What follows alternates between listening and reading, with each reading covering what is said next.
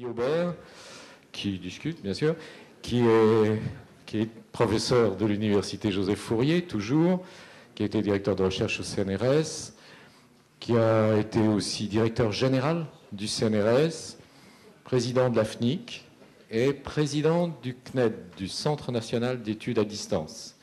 Conseiller d'État aussi, bon enfin, physicien d'abord, je t'en prie. Guy Aubert va nous parler des grands instruments et va essayer de démontrer, j'en suis sûr, combien les physiciens sont indispensables si on veut conserver notre santé et notre cerveau.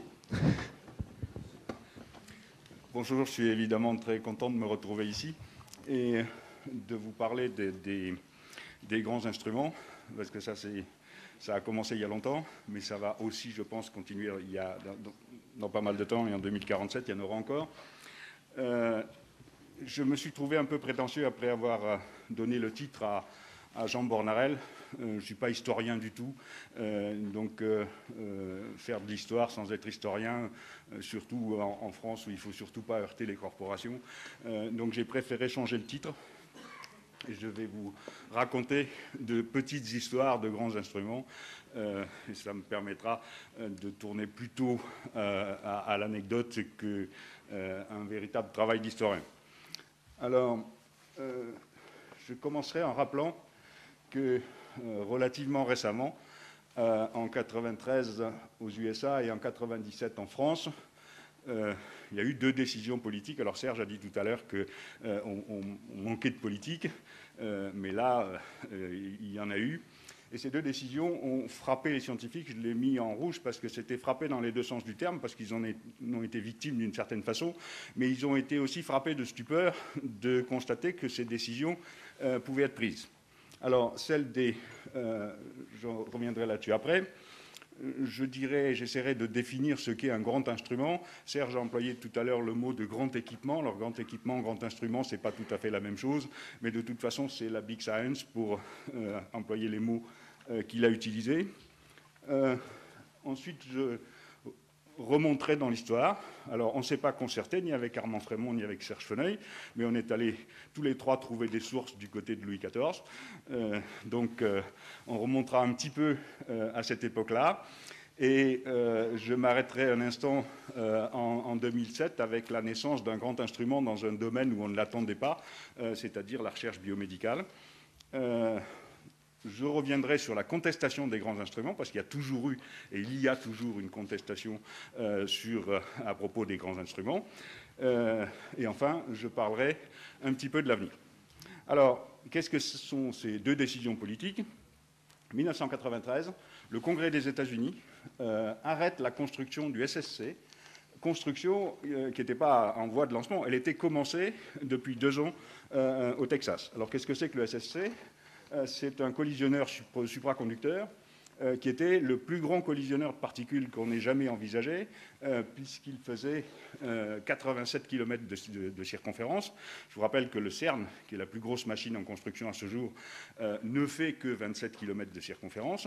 Là, les Américains étaient allés très fort, et pour tout un tas de raisons, mais essentiellement des erreurs de gouvernance dans le projet, des dépassements absolument fabuleux de projet, le Congrès des États-Unis a fini par dire on arrête, et cette machine a été définitivement arrêtée, rien n'a été repris, et je ne sais pas ce qu'ils font des bouts de tunnels qui avaient déjà été construits, des champignons peut-être, ou quelque chose d'autre.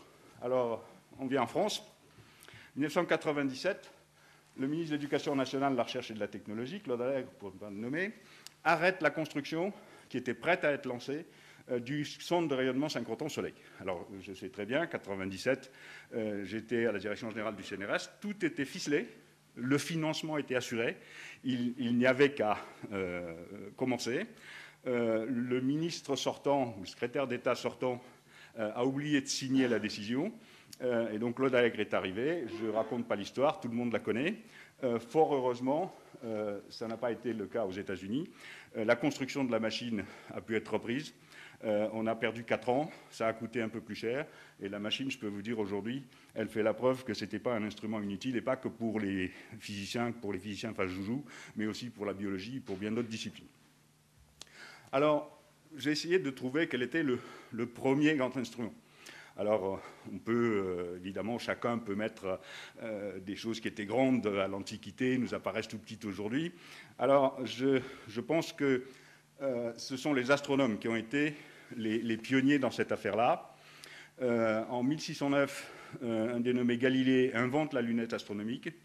Et après, ce sont les lois de la nature qui ont pris le dessus, puisque, comme vous le savez, pour observer l'espace de plus en plus loin, il faut récupérer de plus en plus de lumière. Pour récupérer de plus en plus de lumière, il faut des objectifs de plus en plus gros. Et les objectifs devenant de plus en plus gros, il faut que les lunettes deviennent de plus en plus longues. Et là, elles deviennent tout à fait naturellement, dans l'acception tout à fait naturelle du mot grand, des grands instruments. C'est pour ça que ce sont eux qui ont fait les premiers. Alors, c'est là qu'on remonte à Louis XIV. Et avec 1665, la fameuse épître d'Ozou à Louis XIV. Donc je vais vous la montrer, si j'arrive à trouver la souris, elle est là. Voilà. Alors j'y reviendrai dessus parce que je l'ai transcrite, parce que c'est un modèle de lobbying, et on ne fait pas mieux aujourd'hui. Donc j'y reviendrai tout à l'heure. Donc épître d'Ozou à Louis XIV, et cette épître d'Ozou à Louis XIV, elle a pour effet de faire prendre à Louis XIV deux décisions importantes. Alors quand je dis Louis XIV, il faut savoir qui était derrière. Vous avez cité Louvois, vous avez cité Vauban. Là, celui qui était derrière, c'était un dénommé Colbert. Donc la conséquence de ça, ça a été la création de l'Académie royale des sciences, et qui tient sa première séance le 22 décembre 1666. Et la décision, la fondation de l'Observatoire, qui est maintenant l'Observatoire de Paris, même l'Observatoire de Paris-Meudon, qui a été fondé en 1667, et avec un acte très fondateur qui a été le tracé du méridien de Paris, qui passe par la cour de l'Observatoire, comme vous le savez. Et la compétition a commencé, et on va retrouver nos amis anglais, avec, en 1675, la fondation de la même chose chez eux, mais avec Greenwich et avec, comme vous le savez aussi, un autre méridien.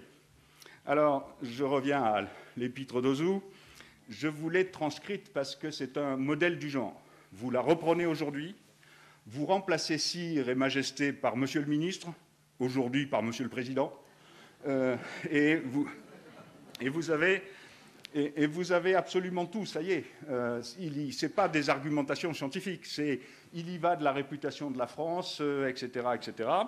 Alors, l'Académie des sciences, ce qui revendiquait, c'est la création d'une compagnie des sciences et des arts pour travailler puissamment à la perfection de toutes les sciences et de tous les arts, j'aime bien le utile.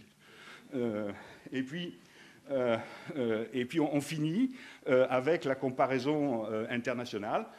Et je la puis assurer à la Majesté que toutes les nations voisines sont depuis quelque temps dans une attente incroyable d'un si bel établissement. Donc, vous reprenez ça, vous le présentez comme vous voulez, mais c'est encore à l'ordre du jour. Alors, qu'est-ce que c'est qu'un grand instrument ou, plus généralement, un grand équipement, parce que ça ne prend pas forcément toujours la forme d'un objet unique encombrant, si j'ose dire. Alors, bien entendu, il y a rendons à l'astronomie, c'est eux qui ont été les pionniers dans cette affaire, et ça continue.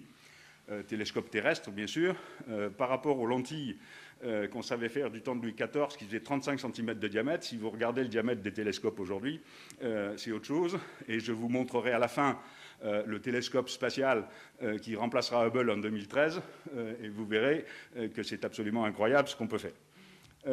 Les champs magnétiques intenses. Alors vous verrez que dans les grands instruments, et surtout les grands instruments de la physique, les champs magnétiques reviennent presque tout le temps parce que c'est un des nœuds de la construction de la machine, où on sait faire le champ magnétique et on sait faire la machine, où on ne sait pas faire le champ magnétique et la machine n'existe pas. Alors je vais vous montrer un grand instrument français parce qu'on n'a jamais été forcément très en retard là-dedans. Et c'est un engin qui est cher à Serge Feneuil, puisqu'il vient de me dire qu'il avait encore fait des expériences dessus à Bellevue. Et puis il a dirigé un labo qui porte le nom du créateur de ce grand instrument, qui est le grand électroaimant de Bellevue, qui était quand même une machine en 1920, construction décidée en 1914, qui est quand même un électroaimant de près de 100 tonnes, et qui est, bon, J'y reviendrai parce qu'il y a eu une belle querelle à propos de ça, et probablement c'est une construction qui a engagé la France dans une fausse piste du côté des champs magnétiques, mais ils ne savaient pas à l'époque. Les accélérateurs de particules, bien sûr, pour la physique nucléaire, pour la physique des hautes énergies, etc. Les sources de lumière, et j'ai parlé tout à l'heure de soleil et du rayonnement synchrotron, qui ont été d'abord des sous-produits des accélérateurs et qui sont maintenant construits spécifiquement pour ça. Mais pour changer de discipline, les navires océanographiques sont des grands instruments. Alors, la fameuse station spatiale internationale sur laquelle je reviendrai tout à l'heure, vous imaginez quand j'ai dit les grands instruments contestés, voilà un exemple de grand instrument qui est l'objet d'une contestation qui ne cesse pas. Pour passer dans un autre domaine, les supercalculateurs, les réseaux de communication et Internet, ce sont des grands équipements, mais pour aussi parler de disciplines qui sont moins dures, les grandes bibliothèques, et vous voyez que vous pouvez allonger la liste encore si vous le souhaitez. Je me concentrerai maintenant sur les grands instruments de la physique et de la biologie, ne serait-ce que pour insister sur le fait, comme l'a dit tout à l'heure Serge Feneuil, que la biologie a longtemps été absente de cette course et est maintenant en train de se réinsérer dans le dispositif. Alors, je reviens à ce grand électroaimant de Bellevue et à l'énorme polémique qu'il y a eu à cette époque, et énorme polémique parce qu'il y avait un projet alternatif qui était de faire les champs magnétiques, non pas avec des électroaimants qui étaient la technologie de l'époque, mais avec la technologie qu'on utilise aujourd'hui, c'est-à-dire des bobinages et des enroulements parcourus par des courants très intenses, mais sans toute cette masse de ferraille. Et les promoteurs de l'autre projet, c'était justement des astronomes, parce qu'ils avaient aussi besoin de champs magnétiques pour étudier l'effet Zeeman et tout un tas de choses comme ça, et qui étaient Deslandres et Perot, de l'interféromètre Fabry-Perot. Et donc, il a fallu arbitrer tout ça, et à cette époque, ça s'est fait dans une relative transparence, puisque il a été créé, sous l'égide de l'Académie des sciences, une commission chargée d'examiner dans quelles conditions pourrait être construit un électroaimant d'une puissance exceptionnelle, et qui a tenu sa première réunion en 1914. Et je pense que, alors, on a accès à tous ces documents-là, et je n'ai pas résisté à vous sortir un extrait du rapport du physicien bien connu Becquerel devant cette commission. Il est bien évident qu'on autorisera un physicien à se servir de l'appareil que s'il a un programme de recherche suffisamment étudié, un plan de travail bien compris et s'il a déjà obtenu des résultats intéressants avec des appareils ordinaires. Donc on peut dérouler un petit peu tout de la problématique qui tourne autour de l'utilisation des grands instruments par les chercheurs. Mais alors, la dernière phrase, c'est « limitera-t-on le temps pendant lequel l'appareil sera à la disposition de chacun ? Ce serait paralyser les chercheurs, etc. etc. » Alors, où on en est aujourd'hui, je vais vous montrer quelques jolies images.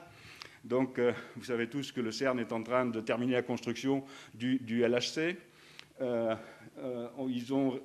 a réutilisé le tunnel du LEP, qui fait donc 27 km de circonférence. Et la seule façon d'avoir des énergies plus grandes, c'est d'augmenter le champ magnétique. Donc, on revient au champ magnétique. Et donc, les aimants que vous voyez là, ce n'est plus des aimants conventionnels, mais ce sont des aimants supraconducteurs. Vous voyez ici en cours de montage, avec une magnifique photo des Alpes derrière. Et vous voyez un aimant qui est en cours d'assemblage. Des aimants comme ça, ils font 15 mètres de long, et il y en a plus de 1200 pour faire le tour, 1232 exactement. C'est probablement la plus grande entreprise de magnétisme qui ait jamais été montée. Celle du SSC annulée aux États-Unis était encore plus grande que ça, mais bon, elle n'a pas été construite. Et c'est certainement l'endroit où vous allez avoir le plus d'hélium liquide en circulation pour refroidir tous ces systèmes-là. Alors, l'accélérateur, c'est pour faire des collisionneurs, parce qu'on envoie des particules et des antiparticules en collision en les faisant tourner en sens inverse, et puis il y a des endroits où elles se croisent, et c'est là qu'il se passe des choses, et c'est là qu'il faut des détecteurs. Et les détecteurs sont encore plus gigantesques que les accélérateurs eux-mêmes. Voilà le CMS, c'est le solénoïde de CMS, c'est le solénoïde supraconducteur le plus grand qui ait jamais été construit au monde. Il fait 6 mètres de diamètre, 15 mètres de long. Il y a plus de 2 gigajoules d'énergie magnétique stockée. Il a été conçu, c'est bien entendu des coopérations internationales, et le CEA et le DAPNIA notamment ont été les concepteurs de cet aimant. Vous en voyez la taille. Encore plus grand, toujours un autre détecteur du CERN. Vous voyez ici, et encore une fois, c'est la source de champ magnétique qui est extraordinaire. Il s'agit d'un toroïde. Vous voyez les 8 bobines d'un tor qui font 5 mètres comme ça, 25 mètres dans l'autre sens, et qui font un champ toroïdal. Alors à quoi ça sert ?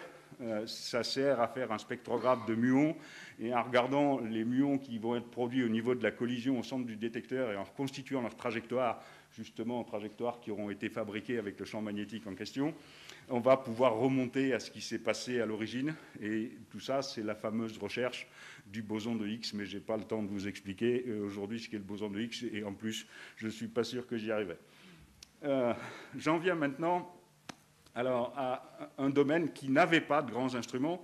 Alors bien entendu, ils sont apparus en biologie dès lors qu'on a commencé à séquencer le génome avec les centres de séquençage et toutes ces choses-là, qui sont en fait des grands équipements, mais dans lesquels vous avez une batterie énorme, de plus en plus grande pour aller de plus en plus vite, d'appareils beaucoup plus petits. Ici, il s'agit vraiment de grands instruments, et je vais vous parler de ce qui n'est plus un projet, qui est en cours de réalisation maintenant, ce centre de neuroimagerie qui s'appelle Neurospin, et qui est un centre qui est mis en place par le CEA.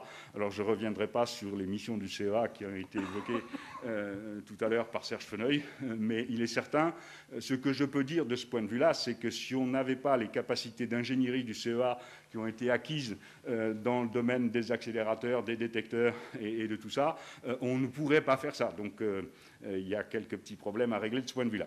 Alors, qu'est-ce qu'on cherche à voir ? Donc, voilà ça, c'était la vue d'architecte avant que ça soit construit, mais c'est construit. Serge y est venu avec moi il n'y a pas longtemps. Donc voilà le centre tel qu'il existe. Et ce que vous voyez, les 6 ondulations, c'est en fait des cylindres de béton de 10 mètres de diamètre et 15 mètres de long, dans lesquels sont installés les aimants d'imagerie, qui est de l'imagerie par résonance magnétique de ce centre-là. Alors il y a des aimants qui sont, disons, pas tout à fait sur étagère, mais qu'on peut acheter dans l'industrie. Et puis il y a un aimant assez fabuleux, dont je vous parlerai à la fin, qu'il faut construire nous-mêmes. Alors, quel est l'enjeu de toute cette affaire-là ? L'enjeu, c'est de comprendre comment fonctionne le cerveau. Et alors, pourquoi on veut comprendre comment fonctionne le cerveau ? Ce n'est pas la peine de donner des motivations à des chercheurs. Ça suffit d'avoir dit ça. Ce n'est pas suffisant pour les financeurs. Et donc, il faut des moteurs plus forts que ça. Et le moteur dans cette affaire-là, c'est clair, ce sont les maladies neurodégénératives. Et la population vieillit de plus en plus. Et avant, les gens mouraient avant que leur cerveau s'endommage. Maintenant, ce n'est plus tout à fait le cas. Et donc, il y a des développements potentiels derrière. Et il y a un vrai marché. Et donc, il y a des sources d'argent. Et c'est pour ça qu'il y a des industriels dans cette affaire, puisque la grosse machine va être construite dans une collaboration entre le CEA et Siemens. Donc, je vous montre quelques petites images que vous connaissez tous. La différence entre celle de gauche, là, c'est que c'est de l'imagerie. À droite, il a fallu ouvrir pour aller voir quelque chose, et on ne voit pas grand-chose du point de vue fonctionnel. Donc, je passe vite là-dessus, et ça passe par des gros aimants. Ça, c'est le plus gros qui existe aujourd'hui, mais vous verrez qu'il est aux États-Unis. On va faire beaucoup plus gros que ça, puisque voilà l'aimant dont la construction vient de démarrer. Donc vous voyez que c'est une machine gigantesque qui fait 100 tonnes. Elle est du même ordre de grandeur que la machine Thor Supra, le tokamak supraconducteur de Cadarache. Et ça va être simplement pour générer un champ magnétique très intense pour aller regarder comment le cerveau fonctionne. Alors, je n'ai pas le temps aujourd'hui de vous expliquer comment on peut faire ça, mais c'est quand même intéressant. C'est Denis Le Bihan qui est le leader scientifique de cette opération-là. Et en fait, jusqu'à maintenant, on ne voyait fonctionner les neurones en imagerie par résonance magnétique nucléaire que par la consommation d'oxygène qu'elle faisait, et parce qu'il y a 2 états de l'hémoglobine, 2 états magnétiques de l'hémoglobine, et ça permettait de les distinguer. Et en fait, ce n'est pas suffisant parce que ça ne va pas assez vite. Il y a un temps de réponse qui ne permet pas de faire les études de neurosciences qu'on souhaite faire. Et c'est Denis Le Bihan qui a introduit une nouvelle technique qui est celle de l'imagerie du tenseur de diffusion. Alors je ne vais pas rentrer dans les détails, mais quand un neurone commence à fonctionner, il gonfle. C'est comme un muscle, mais ce n'est pas la même chose. Mais il se trouve qu'il change de taille immédiatement. Et comme il change de taille immédiatement, ça change les mouvements du fluide céphalorachidien. Et or, comme le cerveau a une structure fibreuse qui est faite par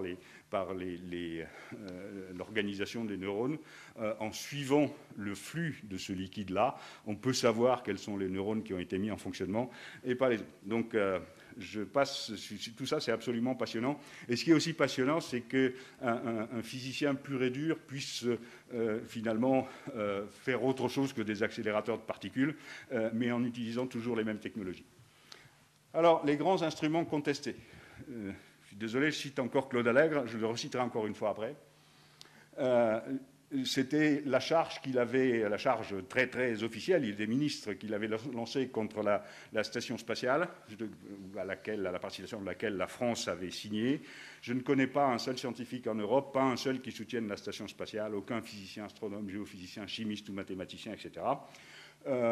Pour dire que dans cette affaire-là, je n'ai pas toujours été d'accord avec Claude Allègre, c'est même un euphémisme, mais il n'était pas seul. L'équivalent du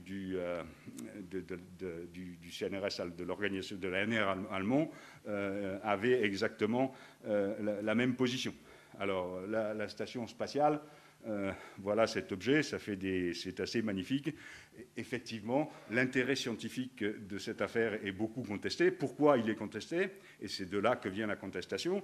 Le financement de la recherche, c'est quelque chose qui est limité. Il y a une relation de fermeture ou un théorème de conservation, c'est-à-dire que l'argent qu'on met là, on ne le met pas ailleurs. Et donc, il y a une éternelle querelle qui naît et qui est souvent alimentée, d'ailleurs, exprès, entre les laboratoires de taille normale et les grands instruments. Et il est très facile de persuader une communauté scientifique assez large qui vit dans des petits laboratoires qui n'ont pas beaucoup de financement que si on n'avait pas fait le grand instrument, eh bien, ils auraient eu plus d'argent, ce qui est, à mon avis, complètement illusoire. Et puis, c'est oublié qu'il y a beaucoup de choses qu'on ne peut pas faire sans grands instruments. Et c'est aussi oublié, je n'ai pas le temps d'insister dessus parce que il faut aller assez vite, que les grands instruments sont des foyers de formation pour les chercheurs absolument extraordinaires et que les chercheurs qui viennent de leur laboratoire, qui vont travailler dans un grand instrument, vont se trouver dans une communauté avec l'effet cafétéria bien connu qui n'existe que parce qu'on est en présence quelque part et ils reviendront après dans leur laboratoire. Alors, quel avenir ? Je vais citer de nouveau Claude Allègre, parce que, comme j'ai été un peu égratigné avant, pour dire qu'il n'est pas systématiquement contre les grands instruments, et il dit là, dans ce discours, lors du colloque international Programme d'exploration de Mars et mission de retour d'échantillons, alors là, il était pour, parce que les échantillons sont intéressés directement dans son labo, donc c'est un peu... mais c'est pas ce que je veux retirer de ce discours. Il dit le mot d'ordre, ce n'est plus compétition, c'est émulation, collaboration, et il est bien évident que maintenant les grands instruments ont atteint une échelle qui fait que ça ne peut pratiquement plus être qu'international. Et puis il essaye de dire on veut répondre à la question pour tous les hommes depuis la nuit des temps, d'où venons-nous? J'y rajouterai volontiers, où allons-nous? Et alors, comme il faut se projeter un peu vers 2047, je ne vais pas essayer de sauter sur le prochain instrument de 2047, mais comme les temps de vie des grands instruments sont quand même à l'échelle de 20-30 ans, quand vous avez commencé à lancer le projet, qu'il faut aller dire au ministre ou au souverain tout ce qui est dans l'épître d'Ozu, le lui dire plusieurs fois pour le convaincre. Rassembler les financements, c'est une bonne dizaine d'années. Comme c'est des machines qu'il faut presque mettre 20 ans pour les construire, vous voyez qu'on est dans une échelle qui ne nous mène pas très très loin de 2047. Alors, qu'est-ce qu'il y a dans les cartons? Juste pour vous donner quelques petites touches comme ça. Le prochain accélérateur. Alors, donc, le SSC a été annulé. Le LHC n'est pas encore en fonctionnement, il va être en fonctionnement incessamment sous peu, mais évidemment, le suivant, il est déjà en route. Il est déjà en route, il s'appelle l'ILC, c'est International Linear Collider, c'est un collisionneur de particules, toujours le même principe, mais il est linéaire. Pourquoi il est linéaire cette fois? C'est parce que quand on fait tourner les particules, c'est bien parce que ça ne tient pas beaucoup de place. Enfin, 27 km de circonférence, c'est quand même gros. Mais dans les virages, les particules perdent de l'énergie. Et donc, comme on veut toujours plus d'énergie, parce que c'est ça qui va être la clé du succès, eh bien, on va les faire aller tout droit. Seulement, si vous voulez les faire aller tout droit, ça fait un accélérateur linéaire, sauf que ça devient gros.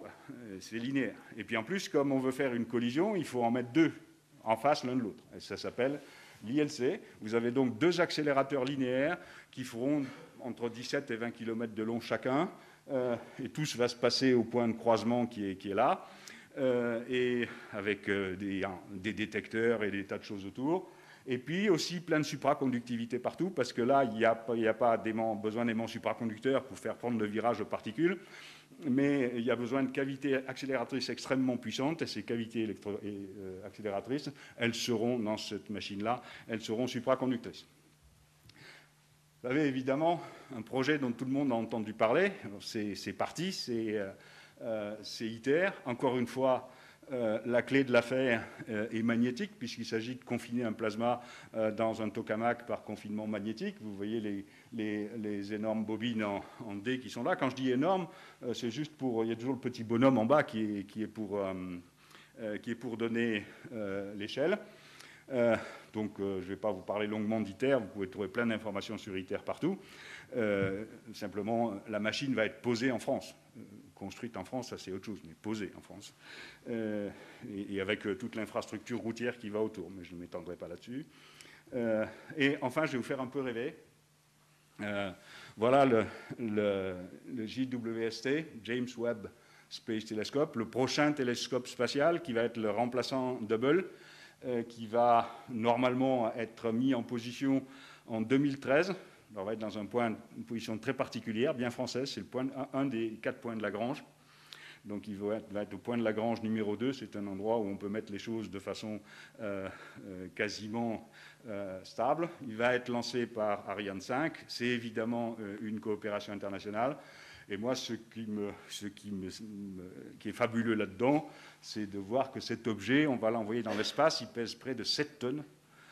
C'est un miroir de télescope qui n'a rien à voir avec les lentilles de 35 cm de diamètre du premier de l'observatoire de Paris.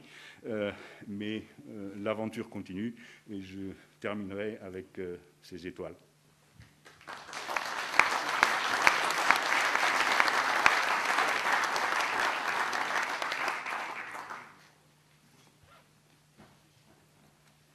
Allez-y.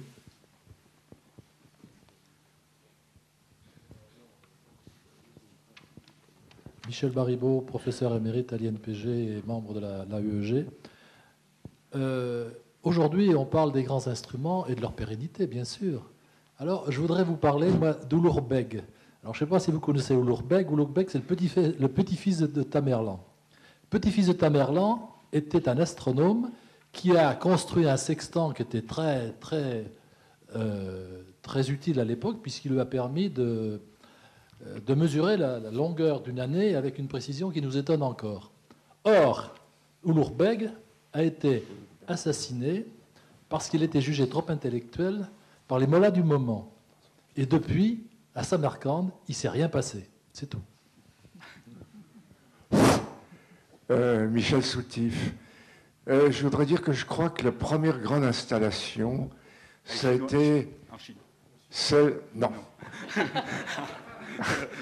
Ça a été Uraniborg au Danemark. Uraniborg a été construit pour Tycho Brahe en 1575. Et c'était une tour d'observation, je crois. C'était plusieurs appareils qui ont été fabriqués par Tycho Brahe. Et je crois que c'est très important parce que Tycho Brahe a fait voler en éclats toutes les théories d'Aristote qui bloquaient la réflexion pendant tout le Moyen-Âge. Donc l'ouverture du Moyen-Âge en 1575, peu après Copernic qui est 1543, mais qui n'était pas très accepté à ce moment-là, a été à Uraniborg. Or, pour monter Uraniborg, les deux rois du Danemark, Frédéric II et Christian IV, ont dépensé à la tête de chaque Danois la même chose que les Américains ont dépensé pour aller sur la Lune. C'est donc une formidable opération politique. Alors je vais rajouter 2 diapositives au cas où je m'en resserve.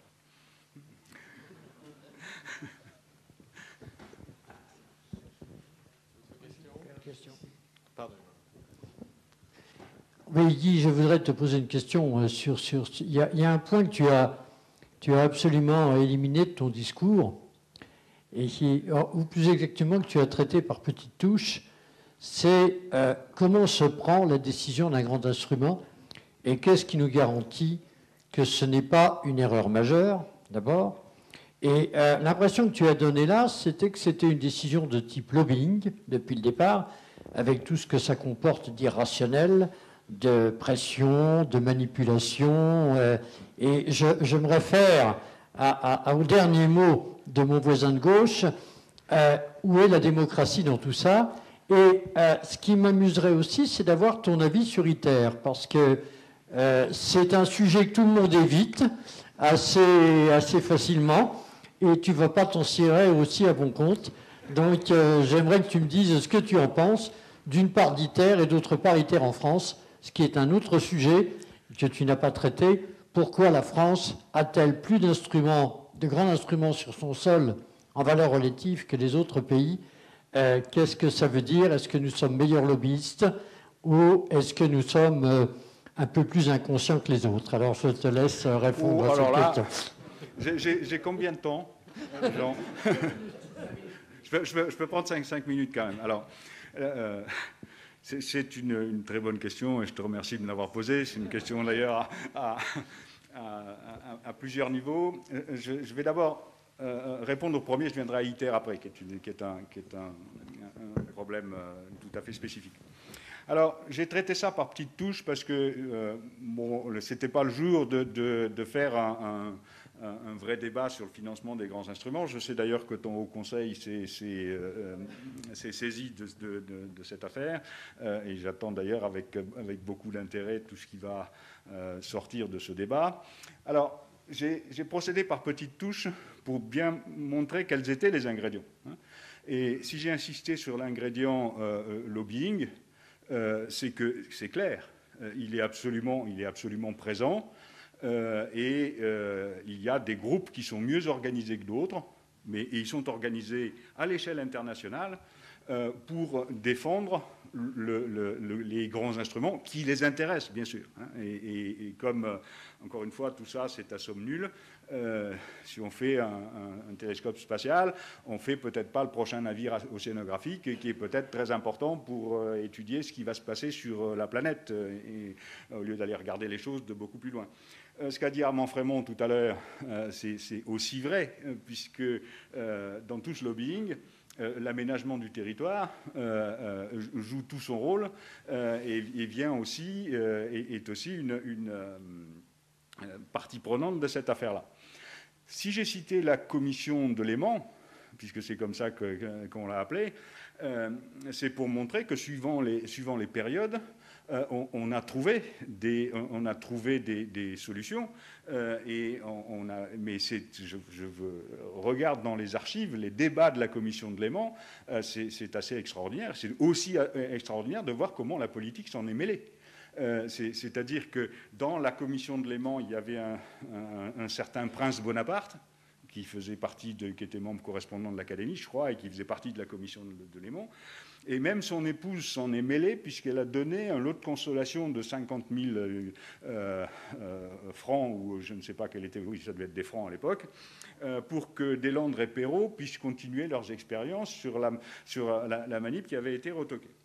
Alors, ce qu'on peut dire aujourd'hui, c'est qu'il n'y a pas une vraie transparence et une vraie démocratie dans la façon dont se prennent les décisions pour les grands instruments. Je ne suis pas sûr d'ailleurs que la démocratie, ce soit la solution. On peut organiser des choses démocratiques, mais démocratie, ça ne veut pas forcément dire on fait une AG, et puis ceux qui braillent le plus, sont ceux qui gagnent. J'ai souvent fait le test avec mes étudiants quand j'en avais, de leur poser une question dans un amphi, et de faire trancher démocratiquement pour savoir quelle était la solution. Évidemment, la question a été choisie pour que le vote massif démocratique donne la mauvaise réponse. Mais ça, c'était...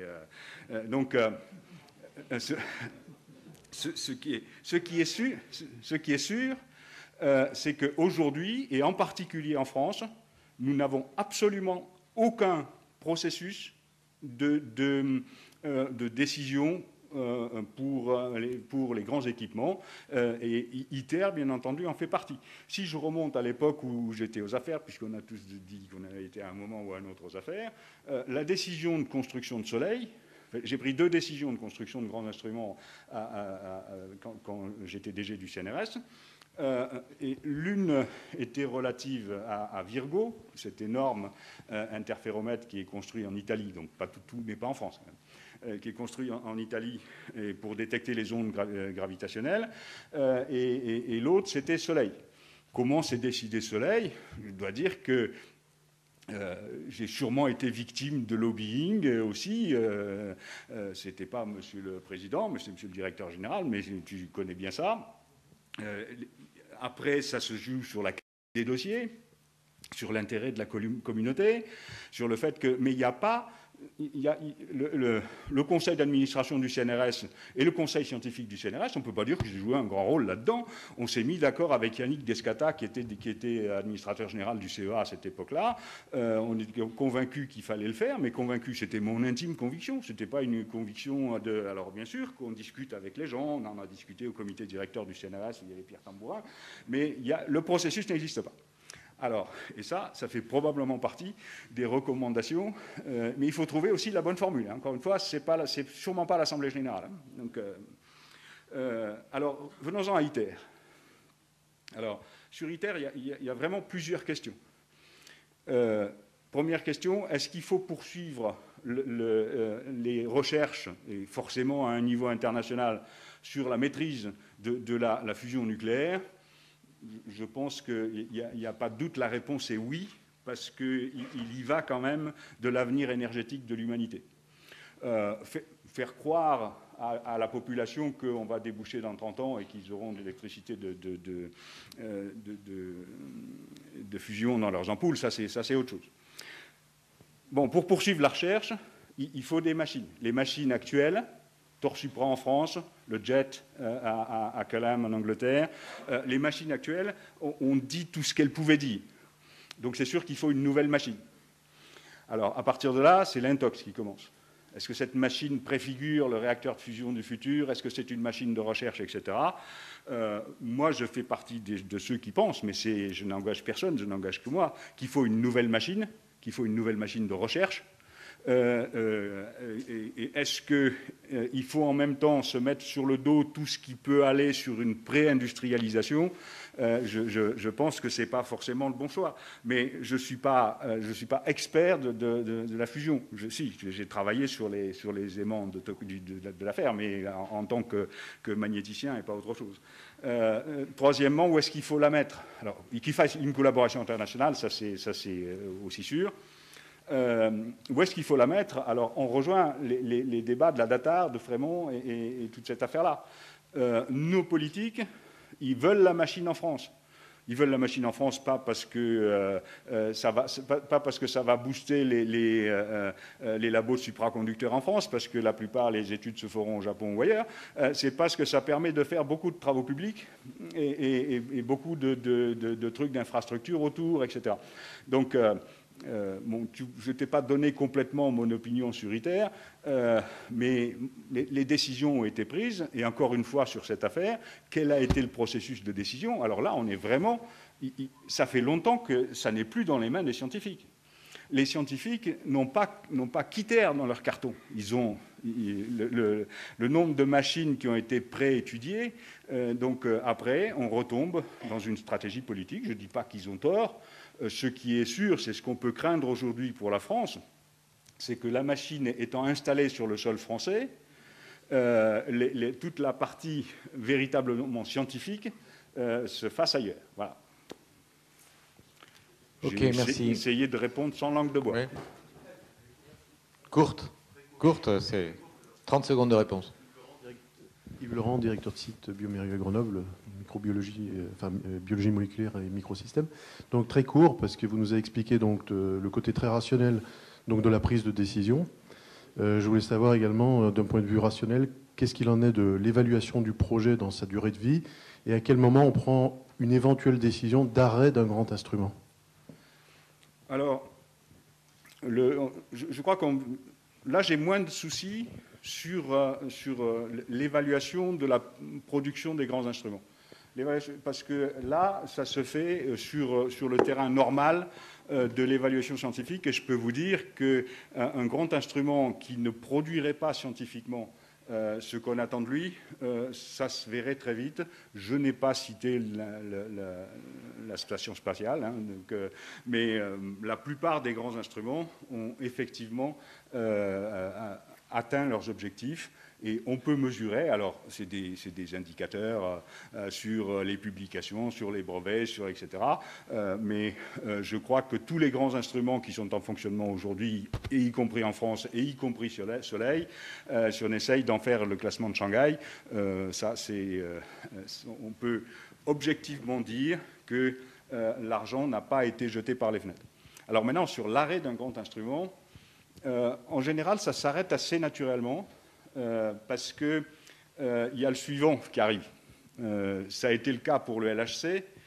Vous savez que ça a été un drame quand le directeur du CERN a pris la décision d'arrêter le LEP, parce que j'en reviens aux arguments de Becquerel, il y avait toujours des chercheurs qui étaient en train de faire la manip dessus, et bien entendu, dès lors qu'on a commencé à dire on va fermer le LEP, ils ont commencé à voir au bout de leurs lunettes, enfin si je peux m'exprimer ainsi, le boson de Higgs en disant non, mais si vous arrêtez, on ne va pas le voir, et les Américains vont le voir avant nous. Donc l'arrêt des grands instruments, ça se gère assez bien. Puis il y a une bonne façon de les arrêter, parce que ça a des budgets de fonctionnement tels qu'il suffit de couper le budget, puis on arrête, quoi. Ok.